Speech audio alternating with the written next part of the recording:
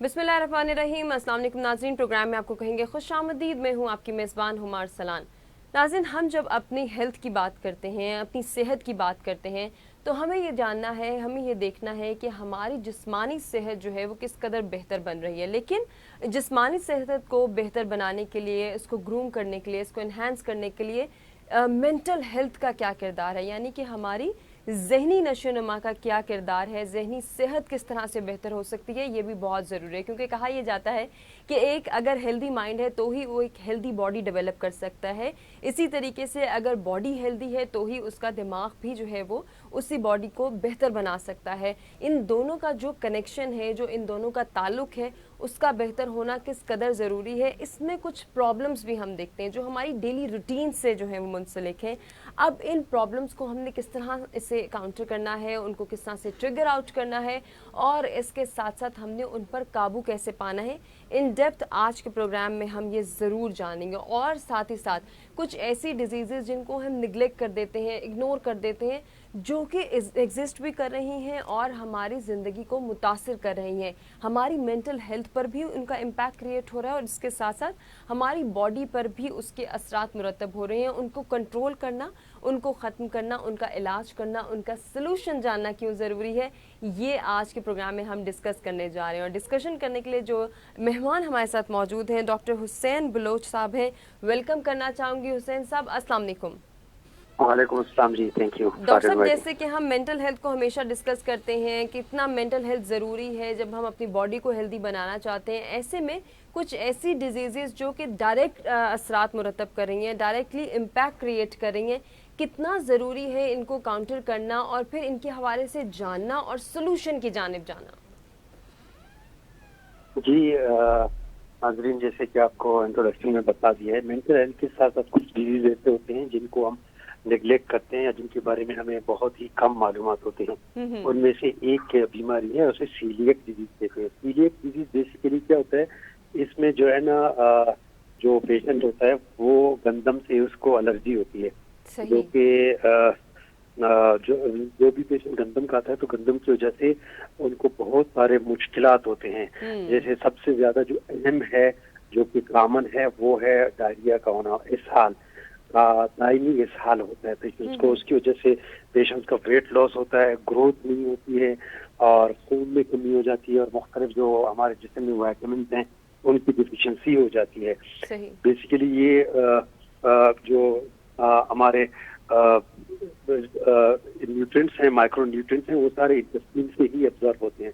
जब ये एलर्जी होती है तो ये इनकी एब्जॉर्प्शन एक हिसाब से रुक जाती है या ये एब्जॉर्ब नहीं हो पाते हैं, जो जिस्म को रिक्वायरमेंट्स होते हैं वो पूरे नहीं हो पाते, जिसकी वजह से फिर पेशेंट का वजन जो है ना वो गिरना शुरू हो जाता है, खून में कमी वाक़ई हो जाती है और या जो बच्चे होते हैं उनमें ग्रोथ नहीं होती है। कुछ पेशेंट्स इवन के ऐसे भी आते हैं जिनमें डायरिया के सिम्टम्स नहीं होते लेकिन उनमें प्रॉपरली ग्रोथ नहीं हो रही होती है, तो उसमें भी ये सीलिएक के डिजीज कुछ उसमें पाया जाता है। बहुत सारे पेशेंट्स ऐसे आते हैं जिनमें डायरिया के सिम्टम्स नहीं होते हैं, उनमें जो है ना बाकी जो रेयर इसके सिम्टम्स हैं उनमें जो है ना बांझपन होता है, फीमेल में बच्चे नहीं हो रहे होते हैं, या उसके अलावा पेट में बार बार दर्द का होना और उल्टियां लगना, और ये सारी चीजें के साथ पेशेंट प्रेजेंट कर सकते हैं। इसको जो है ना मालूम करने के लिए सबसे पहले हम हिस्ट्री लेते हैं। हिस्ट्री के बाद कुछ खून की रिपोर्ट्स हैं वो हम चेक करते हैं। उसमें जो सीलिएक डिजीज की सीरोलॉजी जिसे कहते हैं सबसे इम्पोर्टेंट वही है।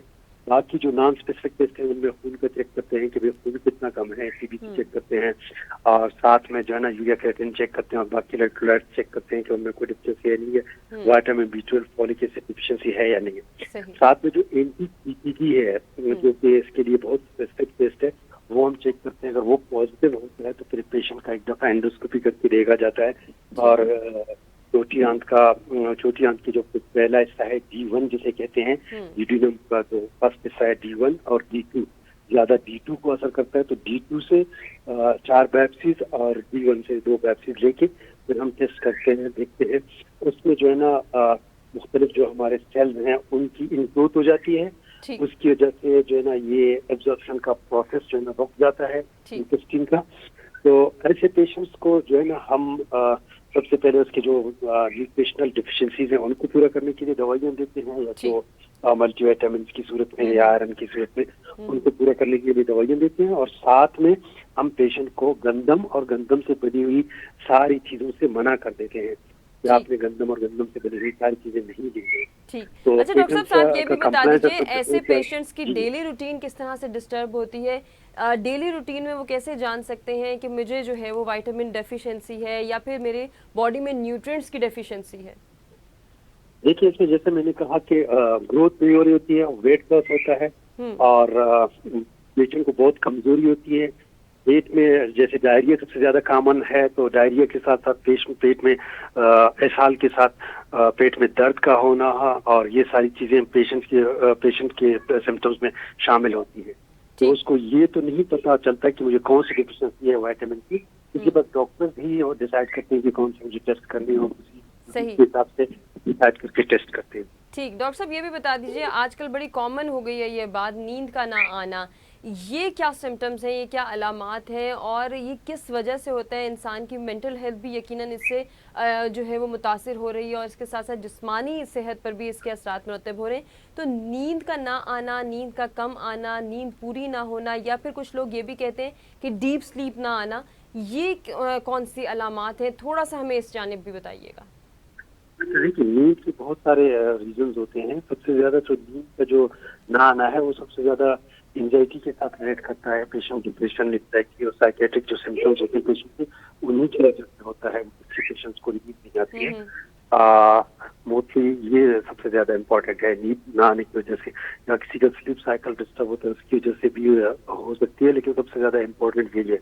लेकिन नींद ना आने के लिए हमारे यहाँ सबसे ज्यादा जो कॉमन एक मिथ है वो क्या है कि नींद जब नहीं आती है तो नींद की गोलियां देते हैं। तो मैं कभी नींद की गोलियां रेकमेंड नहीं करता हूँ। हमेशा जब नींद नहीं आती है तो फिर सबसे पहले उसकी वजूहात जानने की कोशिश करता हूँ हिस्ट्री के बेसिस पे कि उसके वजूहात क्या हैं, कौन सा साइकेट्रिक बीमारी है जिसकी वजह से नींद नहीं आ रही। जब वो आप डिजीज को ट्रीट करेंगे तो नींद खुद ब खुद आ जाएगी। नींद की टेबलेट्स की जरूरत नहीं होती है। आप एंजाइटी को कवर करें, डिप्रेशन को पेशेंट का कवर करें, बाकी जो उसके मेंटल हेल्थ पे जो चीजें हैं डायग्नोसिस बना के उसी को ट्रीट करें तो नींद खुद ब खुद आ जाएगी। सही। डॉक्टर साहब थोड़ा सा इस हवाले से भी हमें बता दीजिए जी। एक्सक्यूज मी, सेम एग्जांपल, किसी को मलेरिया हो गया तो आप उसको सिर्फ पेनाडोल दे रहे हैं तो मलेरिया का जो प्लाज्मोडियम वाइवेक्स है या फैल्सिपेरम है वो तो नहीं मरेगा। वो सिम्टम्स हैं जो फीवर के, वो के ऊपर सबसाइड हो जाएंगे। तो आप ऐसे में एंटी मलेरियल देंगे, या सेम एग्जांपल किसी को टाइफाइड की वजह से फीवर हो रहा है, जब टाइफाइड की ट्रीटमेंट नहीं करेंगे, सिर्फ पेनाडोल देंगे तो आप वक्त से फीवर को दबा सकेंगे, लेकिन जो काज है, जो सिम्टम्स हो रहे हैं उसको ट्रीट नहीं करें। ऐसे ही है डॉक्टर, जैसे कि हम नींद ना आने या नींद पूरी ना होने की बात करें, ट्रीटमेंट ऑफर करेंगे। जी डॉक्टर साहब, जैसे कि हम नींद के पूरे ना होना, नींद की कमी होना या नींद ना आने की बात कर रहे हैं, जैसा कि आपने भी जिक्र किया कि ये हमारी मेंटल हेल्थ पर तो असरात मुरतब करता है, जिस्मानी सेहत किस तरह से मुतासिर होती है, जरा इस जानिब भी बता दीजिए। जी, जाहिर है नींद पूरी नहीं होती है तो सारे जिस्म में थकावट और ये सारी चीजें और काम में दिल न लगना और ये सारी चीजें होती हैं। उसकी वजह से आपके हेल्थ पे बहुत सारे बुरे असरात होते हैं। और सबसे इम्पोर्टेंट ये है कि आप नींद पूरी करें, फिर अपने काम पे जाएं तो ही काम कर पाएंगे। अदरवाइज बिल्कुल आप नींद पूरी नहीं होगी तो बाकी सारी चीजें कंप्लीट नहीं होंगी ना। सही।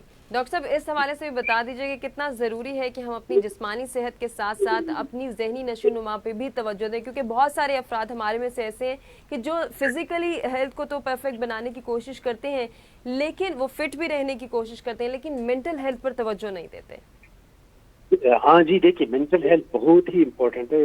इसमें जो है ना हमारी सबसे बड़ी अलविया ये है कि हमारे लोग मेंटल हेल्थ को हेल्थ का एक हिस्सा नहीं समझते हैं।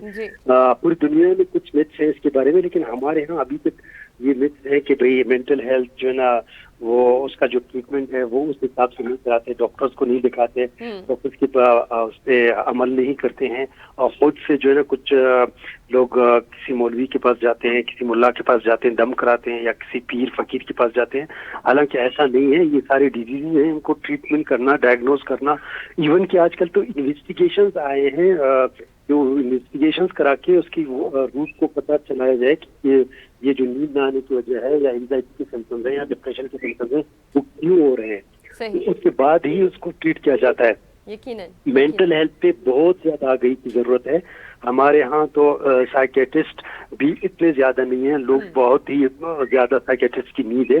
आई थिंक मैंने एक स्टडी भी रिसेंटली पढ़ा था, पाकिस्तान में हर 1 लाख मरीजों के लिए आपके मुल्क में एक साइकेट्रिस्ट है, तो ये बहुत ही कम है और इस पर बहुत ज्यादा काम करने की जरूरत है। यकीनन काम करने की जरूरत है। बजा फरमाया आपने डॉक्टर साहब, बेहद शुक्रिया अदा करना चाहेंगे आपका, आपसे बहुत कुछ सीखने का मौका मिला। यकीनन नाज़रीन आपको भी हमारा आज का प्रोग्राम पसंद आया होगा, जिसमें हमने अपनी जहनी सेहत को बेहतर बनाने के हवाले से बात की। जिस्मानी सेहत और फिजिकली फिट रहना हम सब चाहते हैं, लेकिन इसके लिए बहुत ज़रूरी है कि अपनी मेंटल हेल्थ पर भी हम तवज्जो दें और इसके साथ साथ इसको बेहतर बनाने की कोशिश करें।